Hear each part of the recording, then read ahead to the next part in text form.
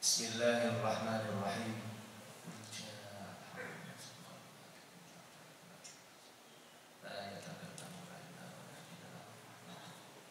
Assalamualaikum warahmatullahi wabarakatuh. Alhamdulillah. Alhamdulillahilladzi ja'ala Ramadan syahra siyam wa syahral qiyam. Asyhadu an la ilaha illallah al-mawjudu azalan wa abadan bila makan. Wa asyhadu anna Muhammadan abduhu wa rasuluhul mab'utsu rahmatan li jami'il insan. Allahumma salli wa sallim wa barik wa karrim ala sayyidina Muhammadin khairil anam wa ala alihi wa ashabihi wa man tabi'ahum bi ihsanin ila yaumil qiyamah. Amma ba'd. Jamaah Masjid Baitur Rahman yang semoga semuanya dimuliakan oleh Allah Subhanahu wa taala. Alhamdulillah, pada kesempatan yang mulia ini kita masih diberikan limpahan dan karunia oleh Allah Subhanahu wa taala sehingga kita semua dapat berkumpul untuk bersama-sama melaksanakan ibadah Ramadan. Ada yang thalabul ilmi, ada yang bertadarus, i'tikaf, sholat dan lain sebagainya. Semoga semua amal ibadah kita diterima oleh Allah Subhanahu wa ta'ala. Amin ya rabbal alamin. Sholawat serta salam marilah tak henti-hentinya kita curah limpahkan kepada junjungan alam Nabi Agung Muhammad sallallahu alaihi wasallam, Nabi panutan kita, suri tauladan kita, yang senantiasa kita harapkan syafaatnya kelak di yaumil qiyamah. Mudah-mudahan kita semua kelak mendapat syafaat dari baginda Nabi besar Muhammad sallallahu alaihi wasallam. Amin ya rabbal alamin. Jamaah Masjid Baitur Rahman yang dimuliakan oleh Allah. Allah Subhanahu wa taala berfirman di dalam Al-Qur'an, "Syahrul Ramadan alladzi unzila fihi al-Qur'an hudan lin-nasi wa bayyinatin minal huda wal furqan." Bulan Ramadan adalah bulan diturunkannya Al-Qur'an, yang Quran tersebut adalah menjadi petunjuk dan penjelas dari petunjuk tersebut serta pembeda bainal haq wal batil, yang membedakan antara yang hak dan yang batil. Dari sini insyaallah kita akan membahas terkait Al-Quran. Biasanya Ramadan identik dengan puasa, Ramadan identik dengan qiyamul lail atau sholat taraweh. Namun yang biasanya dilupakan adalah Ramadan identik dengan Al-Quran, karena di bulan Ramadan diturunkan Al-Quran. Ada suatu pertanyaan, yaitu kenapa kok kita sebagai umat Muhammad sallallahu alaihi wasallam menjadi umat yang paling mulia di muka bumi ini, dan kenapa Nabi kita, Nabi besar Muhammad sallallahu alaihi wasallam merupakan nabi yang paling mulia di alam semesta ini? Jawabannya adalah karena kita umat Muhammad dan Nabi kita, Nabi besar Muhammad sallallahu alaihi wasallam diturunkan Al-Quran. Al-Quran turun kepada baginda Nabi besar Muhammad dan kepada umat Muhammad sallallahu alaihi wasallam. Oleh karena itu kita menjadi mulia.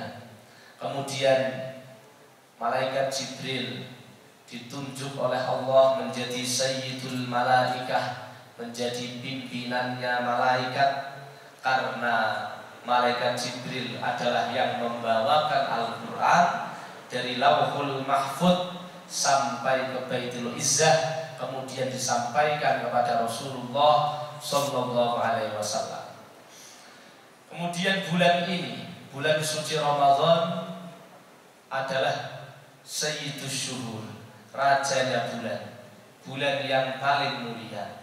Kenapa bulan ini menjadi mulia? Karena bulan ini diturunkan Al-Quran, sebagaimana tadi Al-Quran yang menyebutkan Syahrul Ramadan alladzi unzila fihil Quran. Lalu terdapat suatu malam. Nah, ini kebetulan insya Allah nanti malam adalah malam yang ke-27 Ramadan. Dulu kita puasanya hari apa? Hari Kamis ya. Hari Kamis mulai.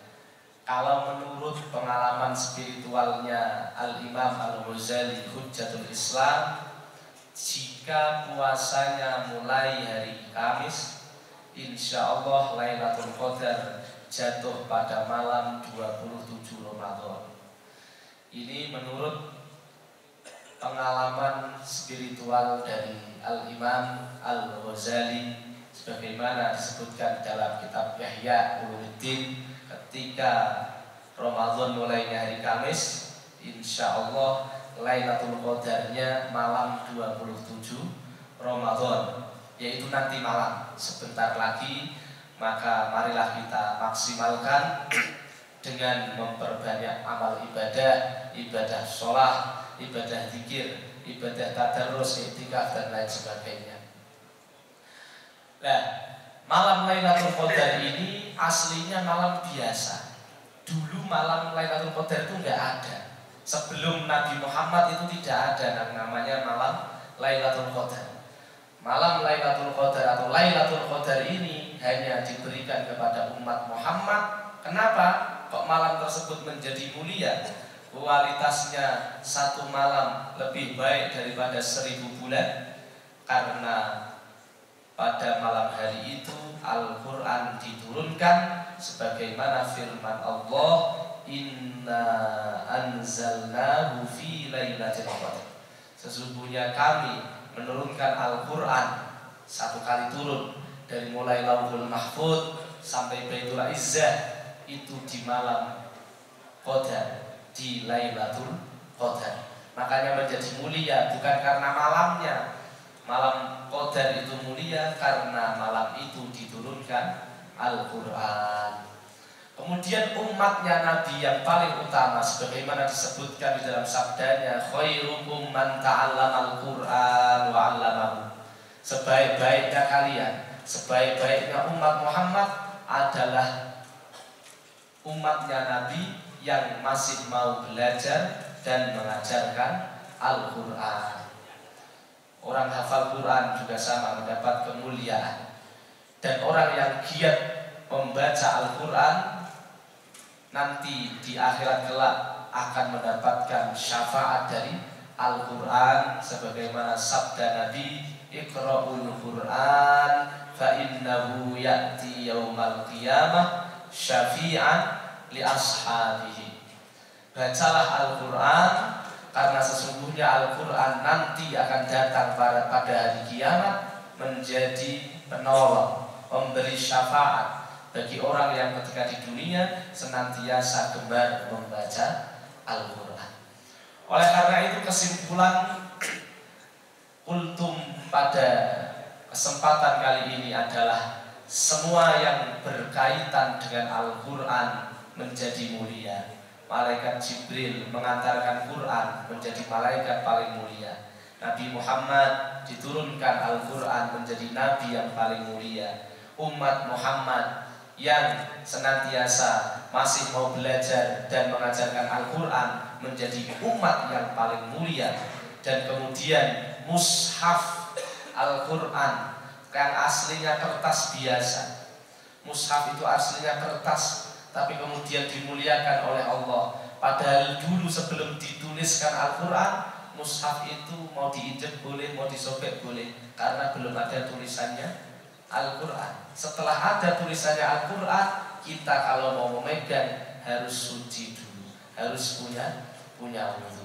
Jadi kita kalau ingin mulia, jangan jauh-jauh dari Al-Quran, harus mendekatkan diri kepada Al-Quran. Bagaimana cara kita mendekatkan diri dengan Al-Quran? Yang pertama bitilawati, dengan membacanya, gemar membacanya. Yang kedua bihifdzihi, dengan menghafalnya. Orang yang hafal Quran ini akan diberikan keistimewaan. Satu, keistimewaan di dunia. Dua, keistimewaan di akhirat. Keistimewaan di dunia adalah insya Allah gak pikun. Orang yang hafal Quran atau menghafal Quran, walaupun belum menghafal 30 juz tapi masih mau menghafal terus menerus, tidak akan pikun insya Allah.